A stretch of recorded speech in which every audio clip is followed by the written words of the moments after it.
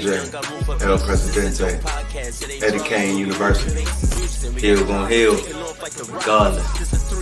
You, Buchanan, Bethel High School, by way of Three Man Weave, LLC.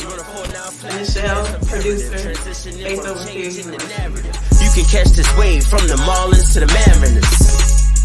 Doing things you can't believe. It's the Three Man Weave. Good people. Welcome to the Three Man Weave podcast. I am your favorite guy today. We have a great show in store for you. Before we get started, I would love to introduce my co-host who I got with me today. You already know it's your boy Hill. Hill go Hill regardless, baby. Let's get it. And you got your favorite guy, Cannon. I'm normally your favorite guy. I will take the back seat today. Yeah, we're gonna go ahead and let AJ be the favorite guy today. Y'all know this is episode 87. You can catch us on all major podcast platforms, Three Man Weave, Instagram, Twitter, 3manweave _. You can email us at podcast.3.man.weave@gmail.com. I want to thank everybody for the YouTube viewership, everybody in the Facebook group. Keep supporting, and I'm wearing orange for a reason. Hey. Hey man, so let's go ahead and kick it off, man. We got a very special guest with us today. He was the coach that got the Raiders to 8-8. He made Andy Dalton look like an MVP. You know what I mean? The head coach of the Cleveland Browns. And I mean, of course, he got his own tequila now, so we definitely got to talk liquor. I'm actually drinking tequila today, just, out of honor. Without further ado, I would love to bring on Hue Jackson. What's going on, man? What's going on, Coach? Coach? Hey, glad to be here. Hey, man, we thank you for having us. Yeah, it's an honor, Coach. We just want to say we have been a fan of your career, even though we're young. I'm a Washington football team fan, and so all the way back to the Steve Spurrier regime, and you calling the offense there. That's kind of when I was a young boy then, but that's when I fell in love because you were one of the few coaches in the league that were black, and my dad actually told me about you, and he's a lifelong Oakland Raider fan, so he is really psyched that you're on the show today. Oh, that's awesome. Make sure you give your dad my hellos. I will, definitely. Absolutely. And I mean, like I said before, I'm a Cincinnati Bengals fan. I have my fingers crossed because one of the things that I do want to get into was, your time as our OC and your time as our wide receivers coach. But I know towards the end of your tenure with the Cincinnati Bengals, it was more so like there was rumors that there was a succession plan in place between you and Marvin, but that job came available. So I want to get into that a little bit more, but I kind of want to let Hill talk to you a little bit as well first before we get into it. Well, let's do it. Well, before we talk football, we try to ease some of our guests in, with something, get you loosen up a little bit first. So I really want you to go in depth with first about your foundation. Well, it's called the Hue Jackson Foundation. You can find it at huejackson.org. We deal in human trafficking. We're trying to rescue every victim of human trafficking that we can. We have a residence that we partner with the Salvation Army at the Harbor Light District in Cleveland, where we house human trafficking victims. Wow. We do everything we can to get them the resources that they need to become better. Absolutely. And what was something that really, especially in Ohio, there's been some, really crazy cases, with human trafficking. What made you decide this is the direction that I want to go? This is something where I want to put my resources to.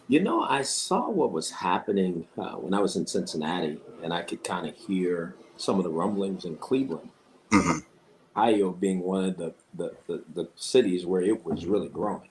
Right. I was like, man, we got to do something to stomp this out. And when you think about it, I really didn't understand it. And the more I started to understand what human trafficking is, because a lot of people think it's prostitution. It's much different than that. And so once you educate yourself, you start to understand that it affects every gender, it's every economic situation you can think of. I mean, it has no, it doesn't turn away from anybody. I mean, it's in families, it's around the corner, it's down the street.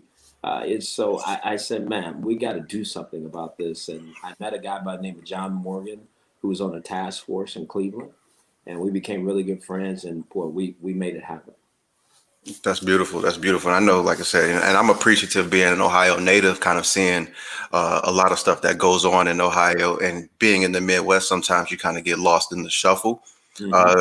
But being from there, I hear some of the rumblings, and all of my family still being there, and majority of my family being women, of course. It's always that fear that you have just doing something normal, walking to the store from from your car, going to work, anything along those lines. It's just that fear of are you going to be okay? And so I really appreciate the work that you do. And that's one of the reasons what made me reach out to you after kind of going through your website and seeing that you were doing this. And it was based out of Ohio, kind of started in Ohio, really felt like something big to me. So that's why I wanted to reach out and really try and give this platform to some of the people that we know and do everything that we can help as well. Well, thank you, because it's near and dear to my heart just to watch how some of these victims get groomed. And how social media plays a huge part. Absolutely. And now that we're in this COVID situation where everybody's using more technology, parents really got to pay more attention to their kids. Yes. These people prey on these kids on these particular technology instruments, and your kid is lost. So you got to really pay attention to this and make sure you know exactly what your kid is doing that way. And that really hits home. That really hits home for me. Being an educator in the District of Columbia, right now we're dealing with remote learning where every child has a device. Me being an educator of young children, I teach third grade, so it's like all of them have a device. They're doing all of these programs, Instagram, YouTube, social media, and that's my biggest fear. Like AJ said, that was one of the reasons why when he said, let's try to reach out to Hue, I said absolutely, because human trafficking is huge in the District of Columbia. It is a major problem right now. I know families personally that I've worked with over the years that have been affected by it, and so it's something that's really near and dear to my heart also. So I really commend you and your foundation for all the work you all are doing. Thank you. Please keep it up. Yes, sir. And for me, I'm more of in the preventive stage. I have a young daughter, and close to me, I have my niece that she's growing every day. She's very active on social media, and I'm more trying to educate myself on, like I said, in the preventive stage. And so some of these, so I don't become, so they don't become a statistic of this right here. So I'm more so paying attention and being more aware so I can do my part in the preventive stages. That's awesome. It's really amazing when people think about it. We are that other, era where we're learning about social media. Our children know how to work it like that, So I think what happens with most parents, they all of a sudden get a little bit intimidated because they don't know about all the different platforms. Right. Say to the parents is educate yourself on the platforms. You probably bought the device for your kid. Make sure you know their passwords. You know when they're on, who they're talking to, how long they're talking to them. Go back and check every now and then. Just ask for the phone. Ask for the device, just to make sure. And it might seem like you're going a little bit overboard, but I'd rather take the chance to go overboard. Something happened and we go, boy, I should have done this. I mean, it's a dangerous time. So absolutely. Caution every parent, boy, to make sure. Do you think that is a product of a lot of parents actually trying to have the devices as a tool to help them raise them, to kind of keep them quiet and keep them occupied and not necessarily being involved? And how can we kind of step away from that and try and not necessarily feel like, I know when I grew up, my mom didn't care. The word impose wasn't a word that was said. She didn't care. I couldn't lock doors, any of that. So some of these parents feel like they're imposing on their child's privacy. How can we kind of, in this new era, have a balancing act of making your child feel independent, but still kind of monitoring these things for their safety as well? I think being transparent with your kids and having them understand why you're doing Right. it, and that you are truly trying to protect them, that you want them to understand modern technology Mm-hmm. is a privilege to have it, Mm-hmm. necessity. And I say that understanding that there are some parents where it is a necessity. And I feel for those parents, but at the same time, everybody's got to be mindful that we have a right, as you just said, to check, to know, to be able to ask anything we want when it comes to something that may put you in harm's way. And I think if our kids understand that, hopefully we brought them up the right way. They'll pay more attention and maybe alert us when something's a little off kilter there. Absolutely. And so, not to necessarily jump, but I want to make sure that we kind of get to everything. So, Grand Leander, how did you get into the tequila business as well? It's like, okay, like you're a man of, you might be the most interesting man in the planet, not the Dos Equis, man. I like to have my hands in a lot of things, but I met Daryl Spann, who's the CEO. He was the only black tequila owner in the world. Mm. Through a mutual friend of mine, we hit it off. I tasted juice. I fell in love with it. But more so than that, I fell in love with him. Here was Right. worked his tail off. He was in the back of his car, man, making it happen, just turning it over, trying to scale it. And as you know, when you're trying to do that, you need support. Mm-hmm. And one thing led to another, and we've become like brothers, in this deal. But more so than that, we're really giving a great product to everybody because it's organic. It's 100% USDA organic tequila. We have all the flavors. We're gonna have an extra añejo that's gonna be coming out next year, 7 year. Mm-hmm. Set for 7 years, so it's gonna be really good, and we'll compete with anybody. So all you guys that are drinking Don Julio, Casamigos, and all of a sudden you got Michael Jordan's and LeBron James got one now. We're coming. We'll Hey, be let them know, coach. Let them know. Hey, they can't touch this. Mm-hmm. And look, we backing you. We gonna be with you. So appreciate it. Yes, sir. you got support here all the way. And so I know you said you have the 7 year coming, and let some of the people that are listening know, like, the expansion, where they could possibly find you down the line, things along those lines. Oh yeah, so we're expanding everywhere. Matter of fact, we have a relationship with the Black Hole that's really taken us to a whole different level, and they're with the Raiders. And obviously, they have a lot of different groups throughout the world. So our tequila is kind of flying everywhere, but we're really in LA, we're in Las Vegas, we're in Florida, we're about to be in Dallas, we're in Hawaii. And so we do a lot of business in Las Vegas. We're in Whole Foods, we're in Lee's Liquors, we're in Wally Wines and Spirits in California, we're in golf courses in California. So we're starting to really expand this. And like I said, it's the best. The Blanco is our well tequila. That's what everybody uses to mix and make their margaritas. And we have a silver, which that bottle looks just like the Raiders. And it has a Black Hole emblem on it. Ooh. And that is Branding. Absolutely. The next flavor we have, which is the Reposado, which if you guys smoke cigars, is unbelievable. It's a great match. And then we have the Añejo, which is 2.5 years age, where Reposado is 1.5 years aged. So it's great stuff.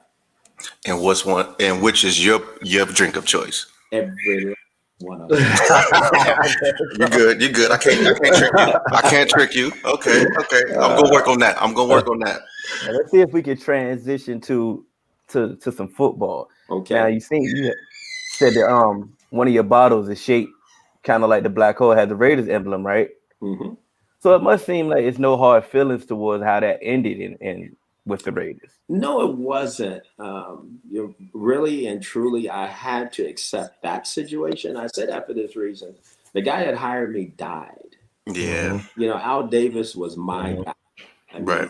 I say I probably had a relationship with him that a lot of people didn't. I don't know why me. I thank the good man upstairs for allowing me the opportunity to be his last head coach, be the last coach that talked to him.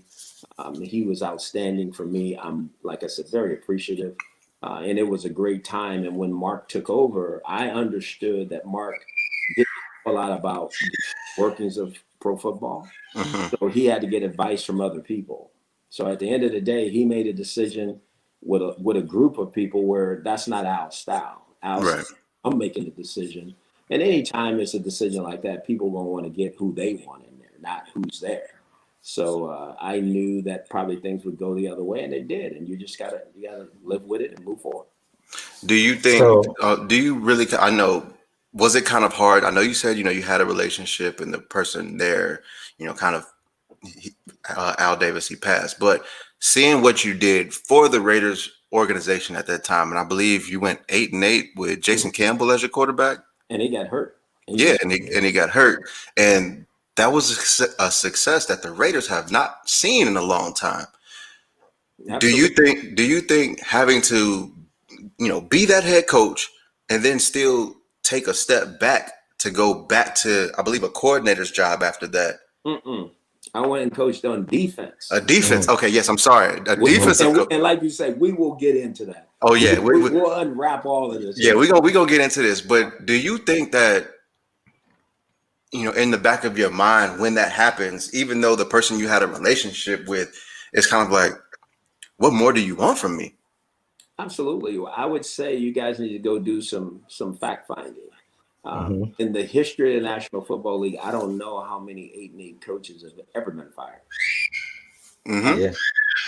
Yeah, and that part was hard, but I had to understand it because the owners can do what they want to do, and now Mark was the owner, so I had to accept it. What I thought would really happen, because for 2 years there, we had taken a team. When I walked in the building, we were 31st in offense. When I was the offensive coordinator, we went from 31st to 6th. And the next year, I think we were at 4th, and then Jason Campbell gets hurt. Darren McFadden gets hurt. Yep. And so I'm like, oh my gosh. And we make a decision to bring Carson Palmer in, who had been on the couch, who I recruited in college and coached also in Cincinnati. He comes in and we're a game away. We win the last game. We host the playoff game. Yeah, I remember that. So there was some excitement, in the air. Like you said, the Raiders were in a situation never been in a long time, since 2002, and we didn't get it done. We scored 26 points, but we didn't make them punt one time. Yeah. And the rest is history. They moved on. So that was hard. The hardest part for me, though, was when it was over. Normally in the National Football League, as you see some of these coaches that get let go, they go get coordinator jobs. They become the office coordinator, defense coordinator somewhere. I had to go coach on defense. Yeah. Secondary assistant and assistant special teams coach before I could ever get back to offense. And for my best friend, Marvin Lewis, who is like a brother to me, and who basically helped save my career at that time. Absolutely. And that's what kind of brings me to my next point.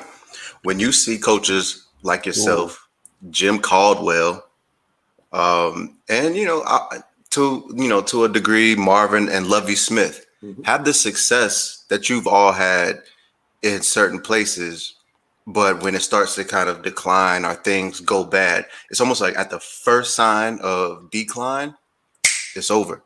And then you have to basically, you really have to start anew. And then you see, I not to put you in the situation, but you see coaches like Matt Patricia.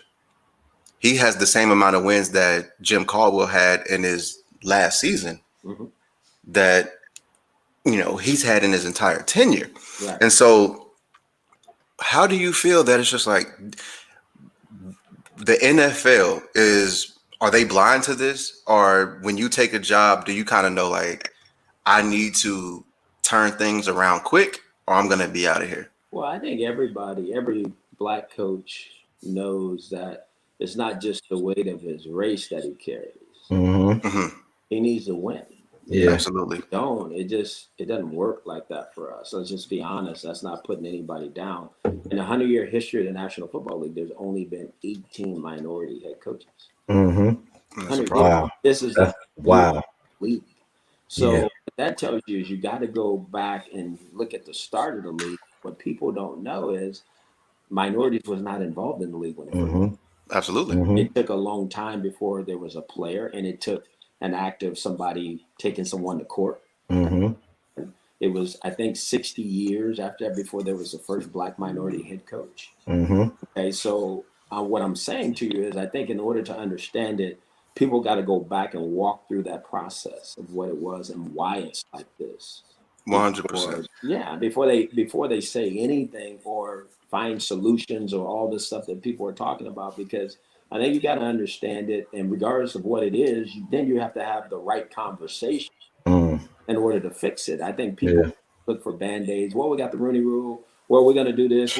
Well, that hasn't done anything. Yeah, Absolutely. and we've touched on the Rooney Rule several times on this show.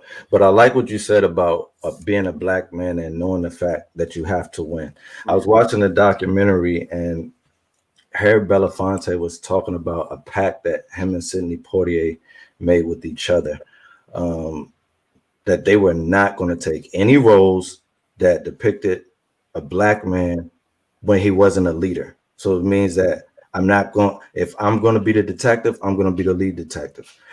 And I'm going to turn down all those subordinate roles, even if my family has to go through hard times, because I know that if I do get the role as a black man, I have to win in order to open the door for the next black man. Absolutely. And I've seen that. You talk about the history of black coaches in the NFL, African American coaches in the NFL. There's only been 18, and I was going to ask you about that. One, I wanted to know who gave you your first break in the NFL, and I know you know all about Pacific, and I also want to know who gave you your first break in football, period, because there's a lot of people who have like a coach's dream. Like everybody wants to be a coach, but nobody knows the path to really become a coach, and especially a professional coach. Right. It's really a daunting task. When my first opportunity coaching in college, I'll skip over a lot of stuff. But when you coach at USC and Cal Berkeley, I worked for Steve Mariucci and John Robinson at USC. You get a little bit more opportunity to do things because you're at some major schools. Right. At USC, things didn't go well. Pete Carroll comes in. We're from the same school. He takes over. I maybe have a chance to stay there. I make a decision that I want to go to the National Football League because I had recruited 2 Heisman Trophy winners at USC.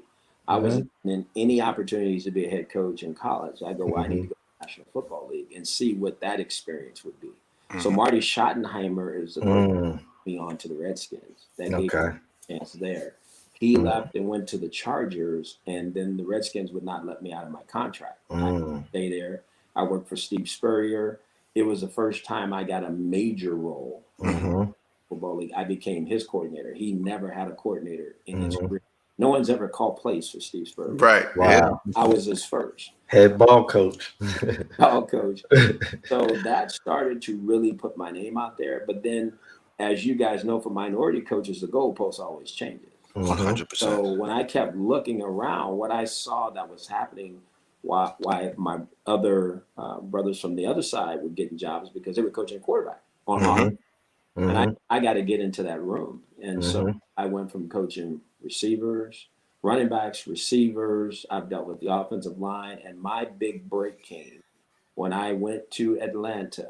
I became the coordinator. And people got to understand, because people say you're the coordinator don't mean you're the play caller. Right.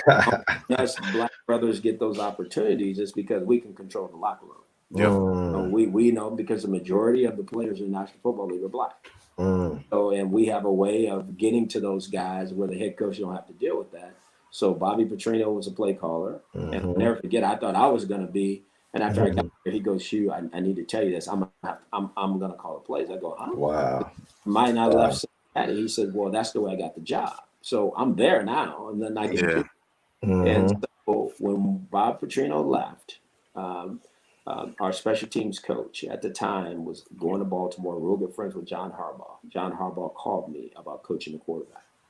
That changed my career tremendously. Drafting Joe Flacco, coaching him his first 2 years, us going to the AFC Championship game within his first 2 years gave me some credibility. And Al Davis called me and said, "Look, people don't understand this, but Al Davis wanted me to be his GM." When he first interviewed me, it wasn't to be a coach. Wow. I went and spent a whole day and a half with Al. And when he called me back, he goes, "Hey, look, I want you to come here and be the GM, and we'll talk about coaching later on." I go, "I don't want to do that." He goes, "You don't understand my flow chart." I go, flow chart or no flow chart. I coach. I'm a coach. Right. And he wasn't feeling that. And people don't notice. Al never said goodbye. He just hung up the phone. So I thought that was the end of that. I go the next morning to go see Lovie Smith. And then he called me back after he had talked to my agent and said, no, Hugh. He goes, okay, you come here, you coach the offense, and you report to nobody but me. And I go out and work. The head coach and me, we used to work together at a college. So I got to have a relationship with him, but I want to help him and help the organization get the offense to where it needs to be. We worked that part of it out, and that's what made it happen for me. Me, quarterback, being the primary play caller. It was my offense at the Raiders, and we did some great things. That's dope. To kind of go into something that you said, where it's like you kind of see as, you know, a black coach in this league, you, as soon as you come in, you know, you have to win. We actually had an episode with you, one of our very first episodes that reached all major platforms. I believe it was episode 8, something like that. Yeah, episode 8. We called it The Right Hue, and it was the episode about when you actually were let go from the Browns. And what we were discussing was, were you given a fair shot? Because when you got that job, we knew it was a rebuild. And it's the same thing that I said to Cannon about when Brian Flores got that job in Miami. Like, they're rebuilding. And it's just like, when you're in a rebuilding phase, I've said that organizations never love diversity until it's time for a cleanup. And the Browns needed a cleanup. And it was just like same reason why I, was hoping Brian Flores didn't take the job is the same reason why I didn't want you to take that Cleveland Browns job. Because it's just like, once things start looking up, I felt like now you're on the hot seat when, in all actuality, the analytics guys, they're telling you, oh, we got to get rid of this talent. We got to get rid of this talent, accumulate all of these picks so that we can, go into this next phase, be under the salary cap, have all these guys on these rookie contracts.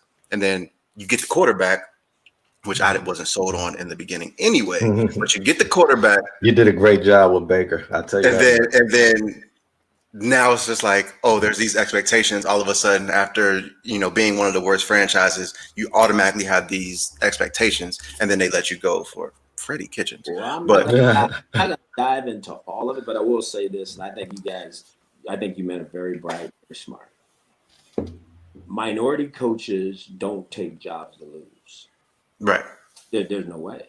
Why would I take my value from Cincinnati when it was at its highest? I was a coach year and go take a job, okay, that I thought I was going to lose it. So nobody does that. Right. And so obviously I thought I was going there to win. I did too. I was put there to win. If you go look at my press conference, all I talked about was winning. Right. I had a known that, it was going to be like it was. I don't think any of you guys would say anybody would take that job. So my point, I look at everything, like I said, I'm not going to deep dive into it, but we were the youngest team in the league. We had, quarterback issues for several years. We had the Hall of Fame left tackle retired. We had injuries. I mean, however you want to look at it, it just didn't add up to what it should have been. And at the end of the day, and it is the most disappointing part is your name is tied to some of the most historic losing in football. My thing is, I tell people all the time, those 2 years of 2016, 2017, the hardest years of my life, or more so than that, it was probably when I did my best coaching job. It was. And I truly believe that, Coach, because I tell you, since 2016, 2017, Baker Mayfield and that offense, to me, they have way more talent and have done less. And so I just think, and that's why we call that episode The Right Hue, because I just felt like if they had stayed the course like they do for so many other coaches who don't deserve it, they stayed the course and just let things pan out, I feel like the Browns would be turning the corner right now with all of that talent. I'll tell you guys, my biggest regret of it all was bringing in an offensive coordinator. Never Todd Haley. Yeah, never give up what you do. Yeah. What the is, I don't care who you got to fight, who No, but whatever that is, don't give up on you, Mm-hmm. regardless of the situation, because that's what got me the job. But Wow. did I have AJ Green, Marvin Jones, Mosa New, Tyler? No, I didn't. I mean, I had what I had. Mm-hmm. At the same time, that's the hard part. If people have a vision of how they want to win, and it's not the vision of how you want to win, remember the coach has to coach your team. Right. Mm-hmm. So when you hire a coach, you're hiring his vision, you're hiring his skill set. So you got to do everything you can to showcase that. And if you don't give him those things that he needs, you're not going to win. It just doesn't work that way. Okay, I'm gonna take that last part that you said. I had what I had. That's gonna lead into my question, but I want to dive into this question that we got from in the comment section. What's the hardest transition between a coordinator and head coach in the NFL? The hardest transition is you're responsible for any and everything. Mm. The head coach, obviously offense, defense, special teams, dealing with the media, player issues, organizational issues. You have to be on top of all of that. When you're the coordinator, you're in your own bubble. Your Right. offense, your thing. You're not worried about anything else. Do you have some of those same responsibilities when it comes to the players? Absolutely. But you focus on one thing and that's it. And that's the real big difference between the two. So you see a lot of coordinators come in, their first time head coaches, but they have tons of coordinator experience and they still fail as head coaches. Is there any single key that you think that or a single attribute that you believe a coordinator needs to actually be a head coach? Because once again, we've seen almost every single person in the Bill Belichick tree struggle, but then Brian Flores kind of goes to Miami. He has success, but outside Who of I that, also predicted will have success. Talk Yeah. yes, that we'll talk, we'll Ken. give you a credit. I think it's having the right vision. I think the alignment and the collaboration piece within your organization, the organizations who typically don't win, boy, there's a vision alignment issue. There's somebody, for instance, Cannon might think we need to win this way, and Williams, you might think we need to win another way, and then Hill, you might say, well, wait a minute, we need this, and we go out and we say, oh no, we're gonna do it together. But actuality, you guys are pulling the strings over there. Yeah, there's that natural info because you think you want to do it your way. I say it again, if you don't hire a coach and take his vision and go get him what he needs to win, because he's the one on the front line. He's the one that's got to deal with the media every day. He's the one that's got to deal with the players every day. He's the one that's got to make it happen. Then it's not going to work. You're mistaken in so many of those places. That's what it is. There's some behind the water cooler infighting that goes on that you look up, and these teams are not successful. And it could be just one person seeing something different. And boy, it could be a bad seed, and it just kills the whole. Okay, so with that being said, you said the coach is kind of on the front lines, Mhm. but normally when there's a new regime coming in, there is the GM hired, and then he brings in his guy.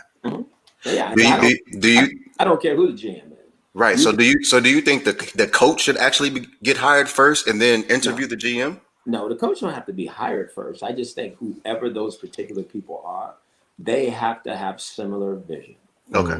They have to have very transparent conversations because at the end of the day, the GM is not coaching the team. Right. The coach is. And it is too much of a job for a coach to do to be making trades and understanding all the different rules that you have to deal when you want to trade a player, all those things. Trust me, coach your team. So that GM is needed. But the GM is just another extension to ownership, to the executive team for the head coach to go get him what he needs.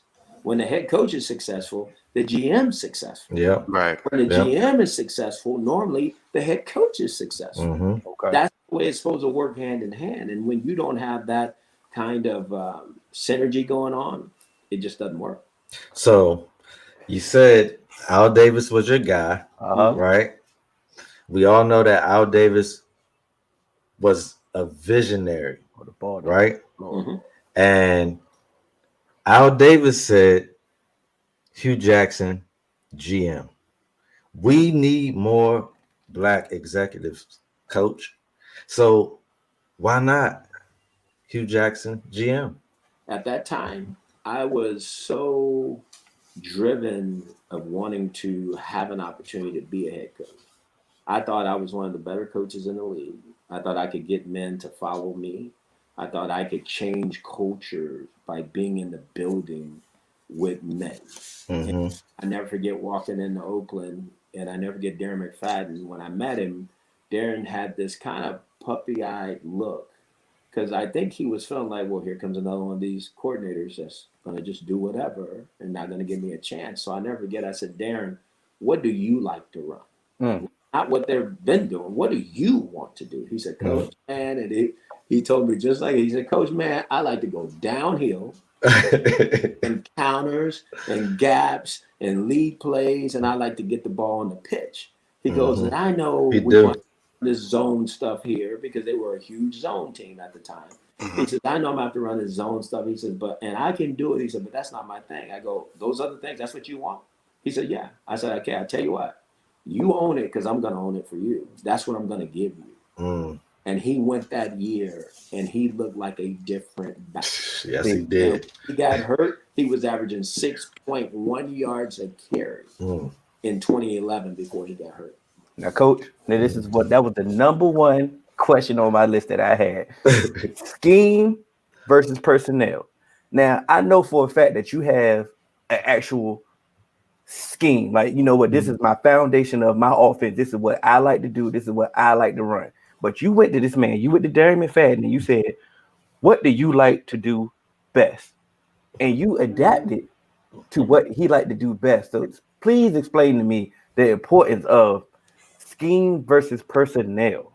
To me, that's everything. That's the reason why Kyle Shanahan is so good at what he does. Yeah.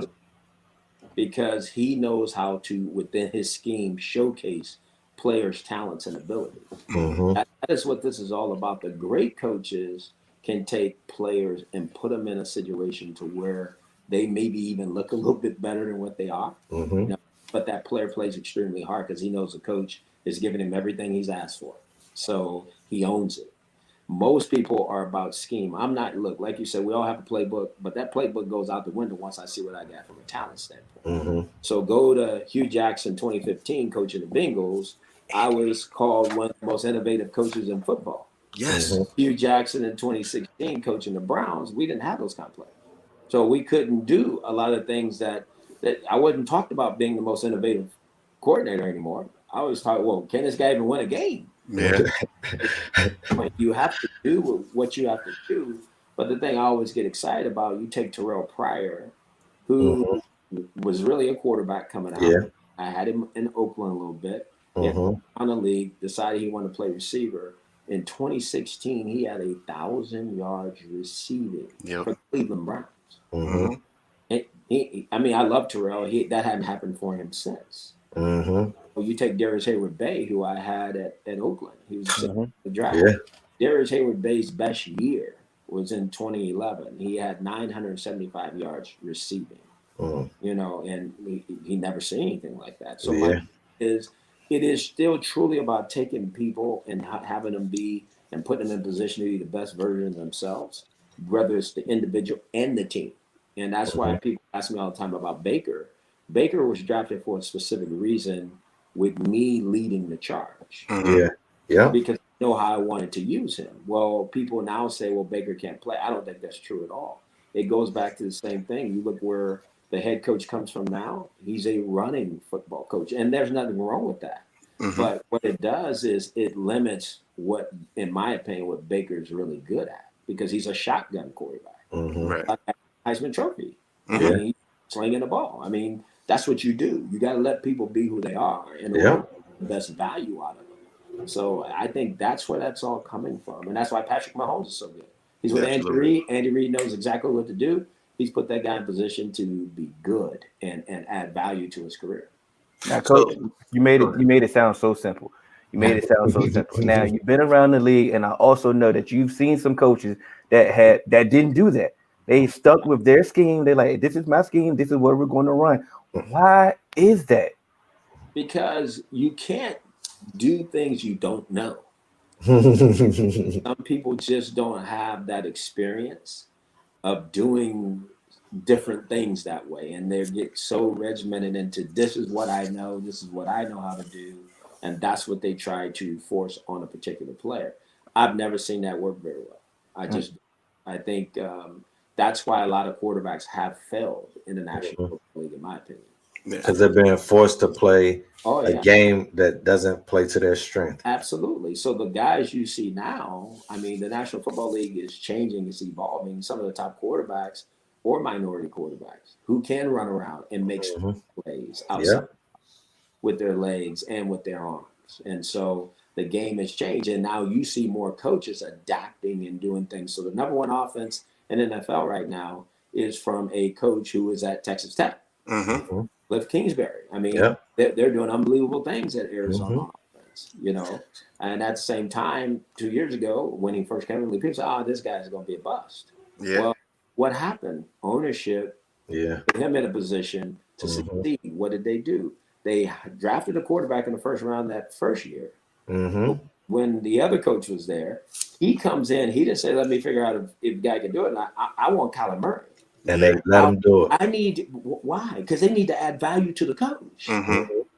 Right? You now go give this guy everything he needs to be successful so that you can say that hire was right. That's why I think hirings and firings of coaches, letting players go, it's all, if people really stop and look at it, you got to ask yourself, well, wait a minute, are we giving this coach what he needs? Are we putting this player in the best position that he can to be successful? If he was doing it then, why can't he do it now?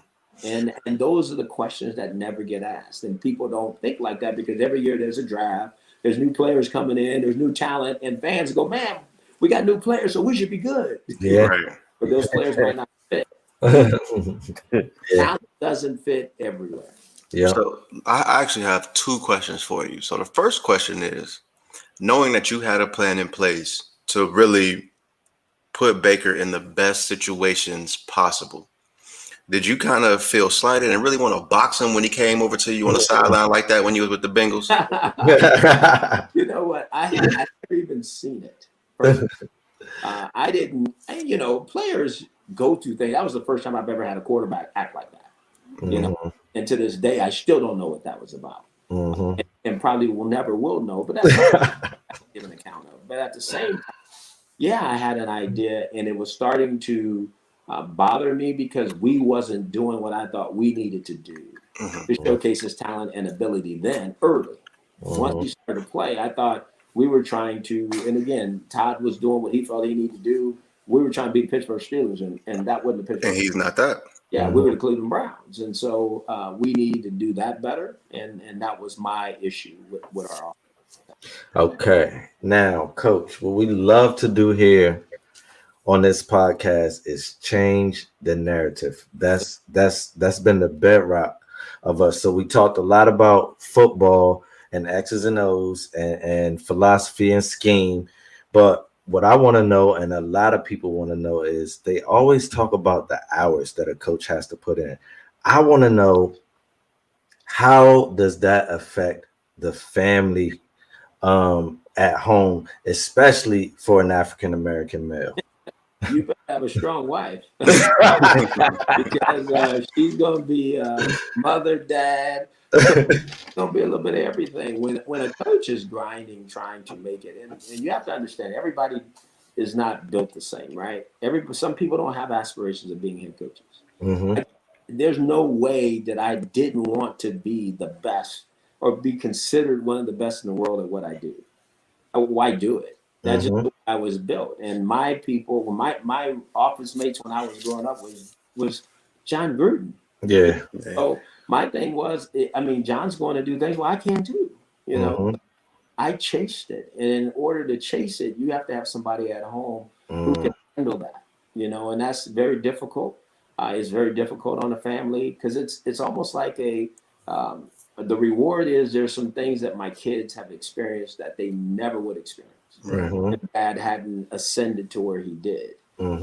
And there's some things that I've been able to, and people and doors that have been open to me because of what I've created in my life. But at the same time, boy, is there another dance competition I wish I was at? A teacher parent conference night, that Yes, and I have to explain that. I have to be very transparent with my kids about that, so they understand why I wasn't. It wasn't because Dad didn't want to be. It was because Dad burned that midnight oil to stay in line to be one of the best at what he does, so he can for you and for all. And that's probably one of the most impactful things I've heard you say, having a strong wife, because I have a cousin.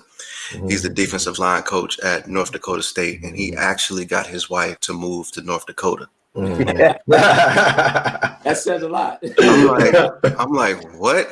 Like during the holidays, they don't come home, and during the holidays in North Dakota, it's like 37 feet of snow, and I'm like, that's a keeper, because she moved to North Dakota for you. That you move, I've moved 8 times. Wow. You have to understand, and to me, it got to be where it was starting to be fun for the kids.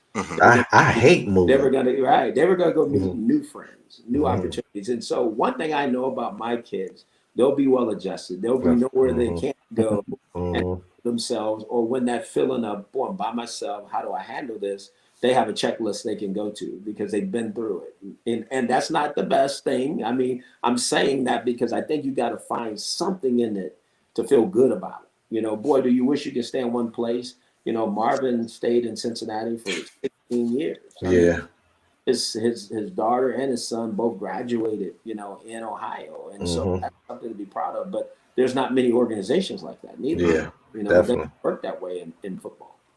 Throughout your coaching career, what was the most fulfilling stop? Where was the place that felt like this is the organization that feels like home for me?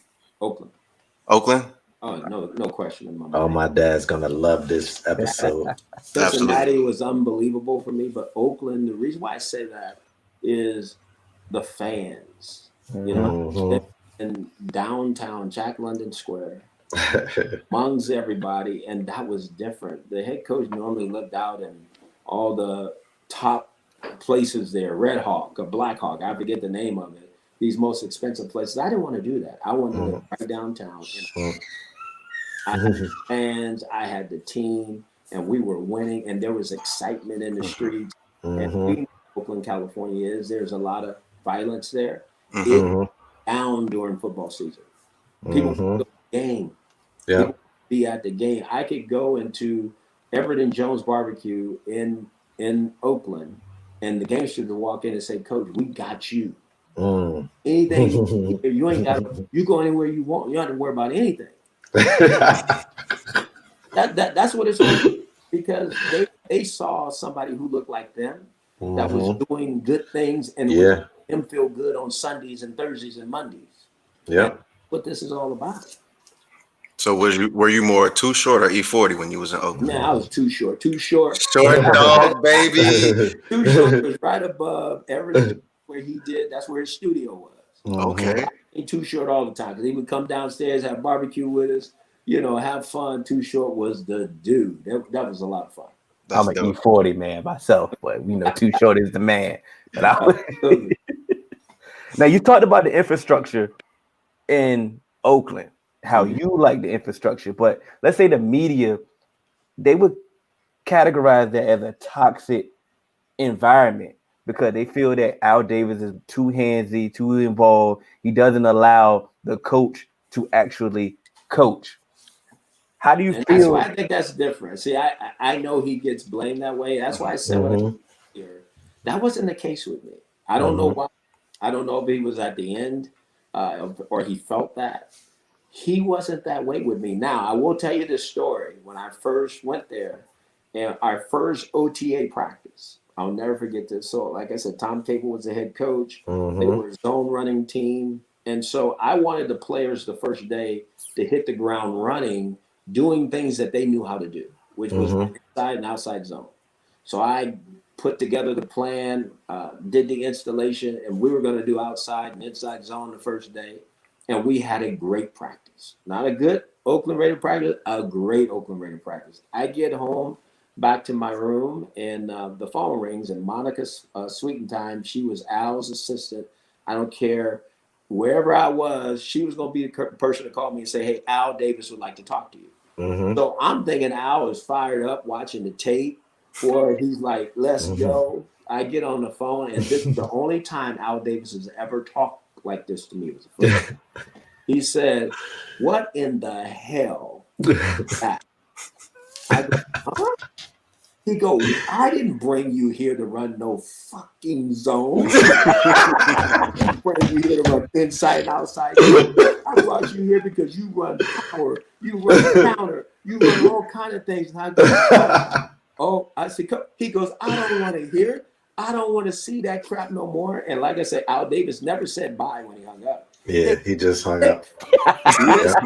I got in the car, back to the office, changed that installation quickly. No, we got to run that back. We were running counters and gaps and reverses and from there on in. Absolutely. Hey, but that's really good to know that not only did he see that, in you, but he had the buy-in also to be like, no, I brought you in here to be you. Yeah.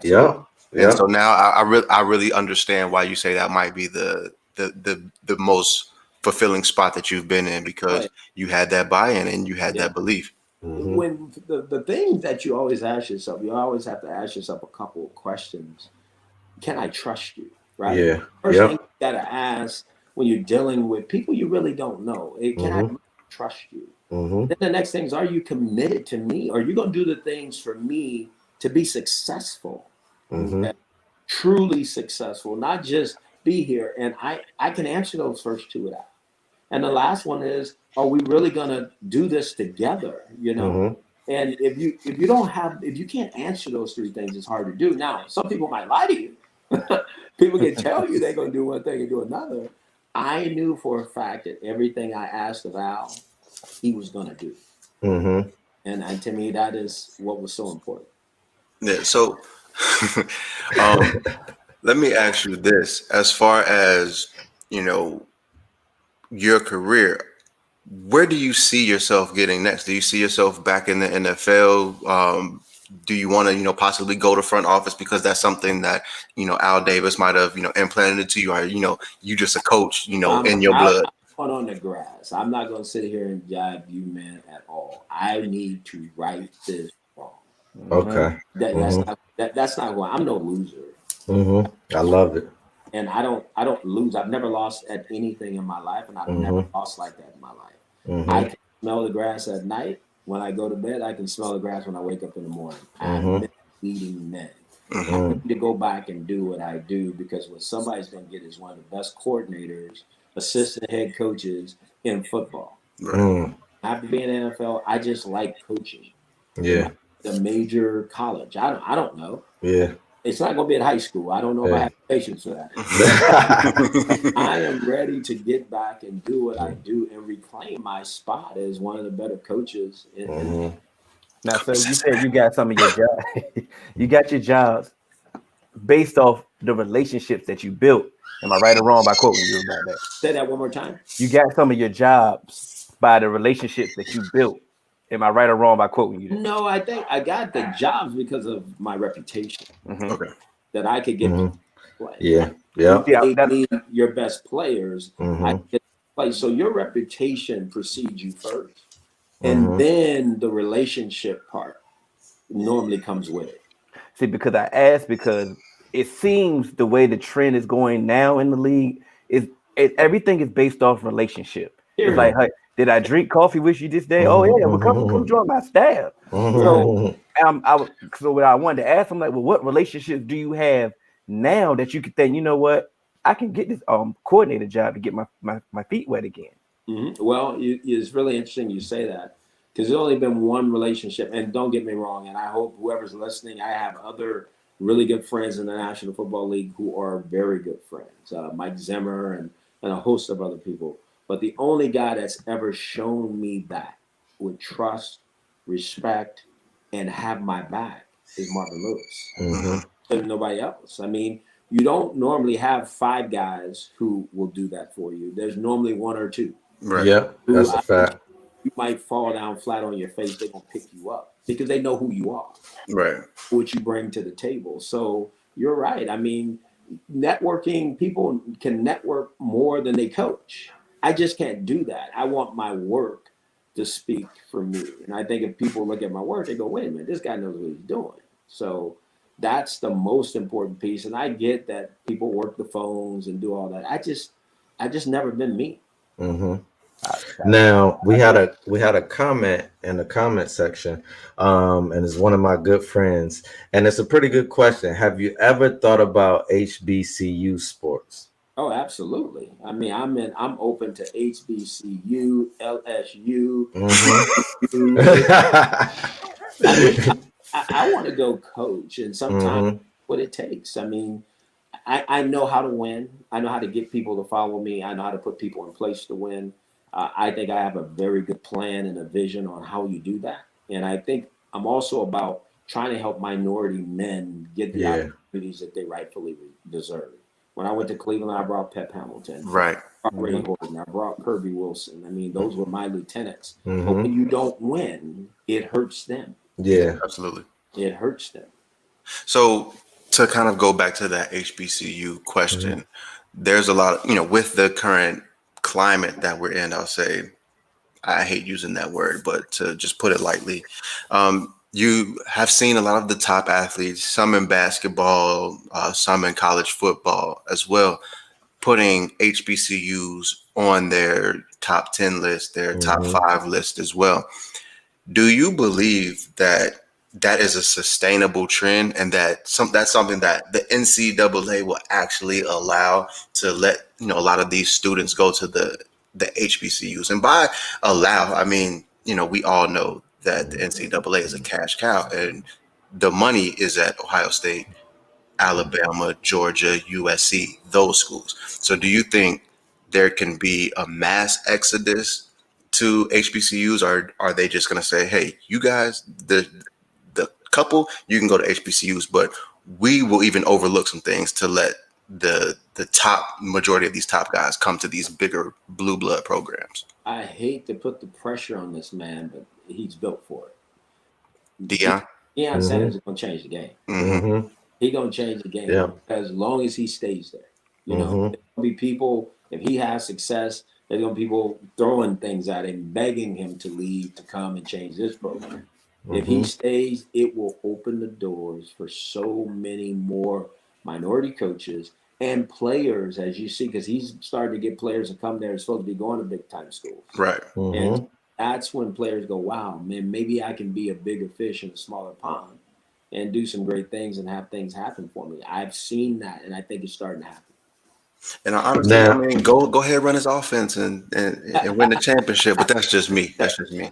Now, they might not know, but I know that you're a basketball guy. Oh, yeah. Now, recently we saw that Klay Thompson suffered a season-ending Achilles injury. Now, there's been a lot of talk. Klay just had the ACL. Now he has the Achilles. Do you think he can ever get back to being Klay Thompson, or do you think that part of his career is over? Wow, that's a great question, because when you're as good as Klay Thompson was, you expect that. That's what you see. And it might take him some time, more time than I think we all know, to get back to being that. Can he do that? I've seen guys recover from worse. Okay. Only those particular people have the right foundation from a physical standpoint, emotional standpoint. I don't know him that well. Yeah, that's true. This was Chad Johnson we were talking about. I'd be like, heck yeah, because I know him so well. But I wish the best for Klay. What a tremendous player. Dealing with some big time injuries. But at the same time, I want him healthy, but I want him to stay away from my Lakers. So, I'm Laker. Hill and I are Laker fans, so we're with you. Lakers are my team. Yeah, let's do it. Through and through. I mean, I still front door access there for myself, and I love it. It's been that's my squad. Yeah, that's our squad too. So yeah, congrats on the recent championship. We're going for I don't care what neither one of y'all have to say. My boys pulled off something the Lakers could not do. Who's your boys? The Suns. We traded for Chris Paul. Y'all couldn't do that. Just have him. Thank you, Coach. Hey, look, he is old. It's all I have. Let me have my moment, Coach. That is no moment. You in the West. Oh, In our division. Hey, look, I'm telling you, we gonna make some noise. Devin Booker, he gonna do his thing. You can turn up the volume if you like, but Yeah. that's Hey, not. I'm gonna do it. I'm gonna do. Look, Coach, I'm a Cincinnati Bengals fan. I know how to talk shit when my back is against the wall. Well, bring it on. I could do If the whatever. back is the wall. You talk about CP3. I mean, come on. He got to play LeBron. LeBron James. LeBron James and Anthony Davis. They don't want that smoke. And we got who did we just bring in? Come on now. Wesley Matthews. You just got Wesley Matthews signed right before we came on the air. Oh, we just got Matthews? No, Stop playing. Stop playing. So nobody have to talk about Danny Green anymore. Yeah. Hey, y'all ain't finna just be ganging up on me. Hey. We got love for you though. Yeah, we do. You are a guy. But the one down. That's all good. And while we're on basketball, real quick, what do you think about the Nets as they're configured right now? KD and Kyrie, do you think they have potential to be a problem and get to the conference championship past the Miami Heat and Milwaukee, or them boys are gonna be a problem? Okay. Man, KD is one of the best players there is. I'm glad he's out of the West. Mm-hmm. So glad when he left Golden State. Me too. Good. Kyrie, I watched every time when he was with LeBron. Look, what people don't understand, every Batman needs a Robin. Yeah. All these great players, they're not great players by themselves. Now, it's got to be the right fit. Kyrie was the right fit for LeBron. Can Kyrie be the right fit for KD? We're going to find that out, just like Anthony Davis is the right fit for LeBron. You look at football, you go Randy Moss and Tom Brady. You know, every Batman has his Robin. So that getting that right chemistry and getting the right players to fit those roles is so important. So to kind of get back to football, and I'm sorry, my son's upstairs and he is having a fit because I'm not there right now. But I want to ask you, in 2005, this is one question, and I'm going to transition to something else. But in 2005, how far do you think that team really could have went if Carson Palmer didn't get hurt? Super Bowl. I think so too. I always said that. There's no doubt in my mind because we were very optimistic on defense. We were getting turnovers by the bucket loads. We could score on offense. Unbelievable year. We were playing in our no huddle. It wasn't really trending in the National Football League, so we were kind of on a different level. And boy, we were doing some things. We had 3 receivers that you had to deal with. And wasn't no joke neither. So we were really good. We thought we did some real damage. Just like I think in 2015, if Andy doesn't get hurt, we would have went to the Super Bowl. Coach, you've been a part of my 2 worst sports moments in my life. I still got love for you, but because you took us to new heights. But man, those were 2 of the worst experiences of my life. Did you really get into a fight with Chad at halftime? No. I laugh at that all the time. Okay. That all it was Chad had he was getting the IV. And he got up because he just kind of lost his mind. When I went in there, I heard him yelling, and he snatched it out. There was blood going everywhere. And so I grabbed him, and I let him go. And then people thought we were fighting. He was slipping because he had his cleats on in the freaking training room. Look, Chad you can call Chad right now, and he's scared to put hands on me. Yeah, that's that grown man talk. Talk to him, let him know. Hey, he already knows. Let him know. But it's also the respect thing. 100%. Like you said, one of the reasons that they want a coach like you in the NFL is because you can control a locker room. And it's like, as a leader of men, I play high school sports as much as I played, but I would have never, as much as my coaches got on my nerves sometimes and I didn't like the things that they wanted to do, they were like father figures to me. So I would have never, thought about putting hands on them. It was a respect thing. You say that because me and Chad still talk today, all the time. He'll call something. We'll talk about something. He got cigars going. He's doing his mad ratings, all kind of things. Yeah, he's doing that. Yeah. Let's fast forward, and I didn't help draft Chad. I walked into the room with Chad there. Okay. I couldn't make him a better player. But let's fast forward to Baker Mayfield. I helped him be the first overall pick in the draft. Thank you. Thank you. And you have a problem with who? For You what? Listen, Yeah. and that's why I asked, like, did you really want to box him? Like, do you know what I did for you? Well, after I got away from it now, look at here. We can box, we can street fight, we can go. Let him know. And so let me ask you this. I know you said you kind of came in the door when Chad was already there. Mhm. Was that offense one of the best collections of talents you've been a part of? Because that was a really high profile offense at the time. Oh man, yeah. I would have to say yes. They were different. Chad, TJ, Chris Henry, the late Chris Henry, I should say, Kelly Washington. We had some guys. I mean, man, those guys could play. And they had this mentality that they never got tired. People don't understand. Those guys would take offensive reps and then go take the defensive reps. You can't get players to do that today. Yeah. You gotta take me, I'm tired, man. You gonna pull a string or something. They are different. Those guys were different. The game is soft. When you put it like that, I just hate how soft it's just from a fan standpoint. Just every 4 years, it just gets softer and softer and softer from the time that I was a little boy to now. And it's just the fact that they don't even want to practice anymore. Right. Like it's like for the collective thinking bargaining, about- they're trying to take practice out. Right. They don't see it as being soft. They see it as safety. You know, that's the way the league is positioned. The bodies are big. They're physical. They're tough. And it's up to the coach to create the environment for toughness of his team. I'm being very honest with you. That's why I love being with Marvin in Cincinnati. He didn't have an issue tackling. And early, that's why we started fast. Marty Schottenheimer taught me that a long time ago when I worked for him at the Redskins. He believed in playing football the way you play football. Because if you don't, it's going to take you a quarter of the season to figure out who you are.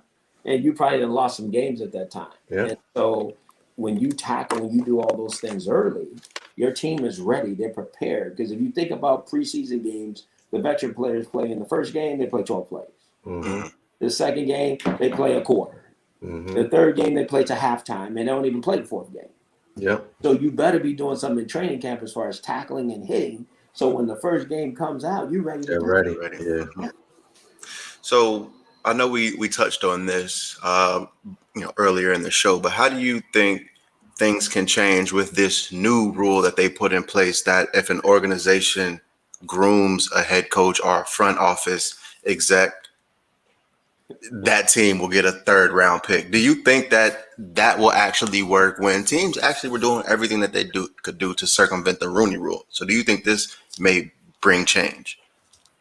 Let me say this. I appreciate people taking swings at trying to do something. To me, the optics look right. They sound right. My question would be, because I really want to understand it. I've been trying to understand it from the outside in.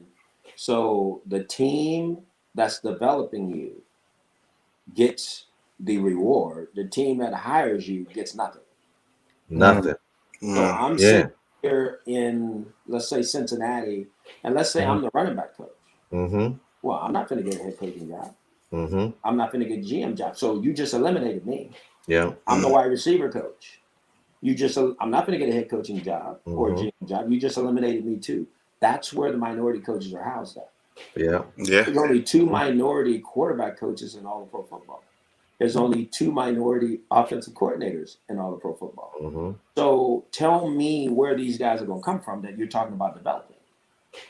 You're right. Makes sense. I don't know who they are. Who are they? Who are these men that they keep talking about pipeline? Where are these men that's supposed to be in the pipeline right now? Because you don't go from a seasoned veteran running back coach, you go coach quarterbacks in that. So based off what you just said, a young football-minded individual who's in college right now or grad school, what would you say to them? How can they get their foot in the door so that we can have more African-American coaches? So there is a program that is in place. It's the internship program in the national football. Remember, they were supposed to hire 2 minorities on offense to groom them to become those quarterback coaches and coordinators.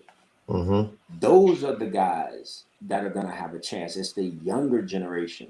It's the young coaches who are out there who can get into the National Football League, into that program, because that is a track that puts you in the quarterback room. Yeah. You need to be in that room in order for that to happen. So can you briefly take us to through the coaching interview process? Because I'm sure it's way different from me getting hired than Absolutely. Now you talking about coach or coordinator or what? Either or. Oh wow, the head coach is very extensive because it's not just about you really be interesting because it's not about X's and O's. It's really about who you are as a person, your values, your morals, the things that you believe in, your philosophy on how to handle and deal with things. How are you going to work with the executive team? How are you going to work with the marketing team? How are you going to work with the beat writers and those things? What is going to be your discipline of the team? What type of staff are you going to hire? Okay, and who can you hire? And so all those things are more important than your X's and O's. And I say that for this reason. It's no different than when you go draft a player. You got to kind of look at it when it comes to coaching. They're coming to you because you've demonstrated a skill that they see would bring value to their organization. So in their mind, the X's and O's are there. That's where the problem, to me, that's where the problem happens, because my X's and O's was because I had the right Joes. I love it. People get that. You got to give me what I had in order to have me have the value that I need. And I think that's where a lot of people go wrong. And then I think coaches go wrong because they don't ask the hard questions that need to be asked. They don't grind through it all because it's a tedious, long interview. It probably goes from 8 a.m. to 6 p.m. one day, and then the next morning have another somewhat of an exit interview before you leave, and then there's a second interview. And if you're fortunate to get the second interview, you got a good chance to get a job. So that's what it is when it comes to head coaching. So you talked about asking the right questions. Why during the draft do coaches and GMs and front offices ask these crazy questions? What point does that serve? Because every year there's always, a leak about some of the crazy questions that players, like these incoming players, get asked during these interviews. What purpose does that serve? I don't believe in it. I've heard it before. People who like to do that because they like to put the player sometime in an uncomfortable situation. Well, my whole job is not to put the player in an uncomfortable situation. My job is to showcase the good things about him and kind of showcase his strengths and help him with his weaknesses. But I don't need to figure that all out with 5 or 7 other people sitting in the room. Yeah. I don't want to do that. So I just don't believe in that. I know a lot of people do. That's just not my style. Respect. But back to your interviewing process. Okay, you brought in Todd Haley as your offensive coordinator, right?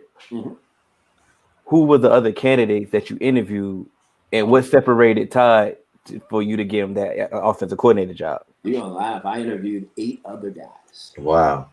And what happens when you're in that situation, if you're gonna turn over your baby to somebody that have skins on the wall, they on at a high level and be able to do the things that you've done and beat the people that you've beaten in your career.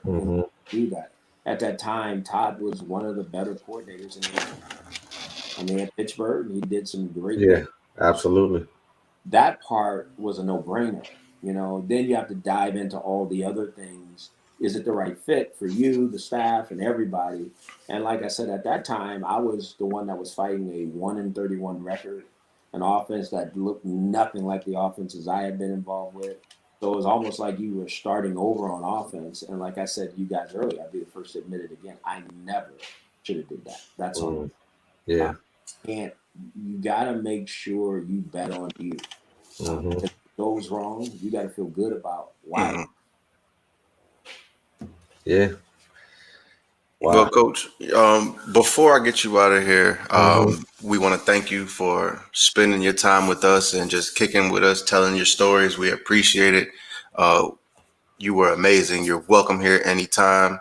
And we want to know who you got for the Super Bowl. Oh man, who I have in the AFC? Well, this is hard because I think now Andy Reid went to Glendale Junior College. Mhm. Mike Tomlin is a minority, and I love him to death, and he's never had a losing season. But the reason I think the Chiefs are still the team to beat in the AFC. And NFC, Pete Carroll went to University of Pacific. I'm a UOP guy. You watched them throttle the Cardinals last night, you know. But boy, something about the pack. If they can put it together. And I know everybody wants to say the Bucs. I love Tom Brady. Almost got him to come to Cal. But I just think somehow the Packers are going to beat. I think Aaron Rodgers is going to find a way this year. They just got to learn to tackle. If they can learn to tackle, they can beat something. Absolutely. So that'd be more so like the passing of the guards of Aaron Rodgers and Mahomes in the Super Bowl? It won't be passing because he's already the king of the hill right now, in my opinion. I mean, yes, absolutely. He's a Super Bowl winner, and no one has a contract like him. That is true. A legend at the bank. Absolutely. Well, once again, Coach, we want to thank you so much for joining us on this episode. Once again, you're welcome anytime. Thank you. Something that we may talk to you about offline is, like Kenneth said, the District of Columbia, Washington, D.C. is actually really big in human trafficking. So I know you do a lot in Ohio, but it's something that we would like to kind of do in the DMV area as well. So, and kind of, expand that foundation, as a partner, if you'd like. So once again, we it's something that we're all truly serious about. So we would love to talk to you more in depth about that as well. So once again, thank you. Thank you, man. Thank you for your time. You guys are outstanding. It's awesome to see three brothers who obviously you guys have an unbelievable bond, relationship. I can tell you guys work off of each other well. Keep doing what you're doing because you're doing some great things. Thank you, Coach. It's been an honor and a pleasure. It really has. Thank you, sir. Thank you. All right. Once again, that's the 3-Man Weave, episode 87 with Hue Jackson. We're going to holler at y'all later.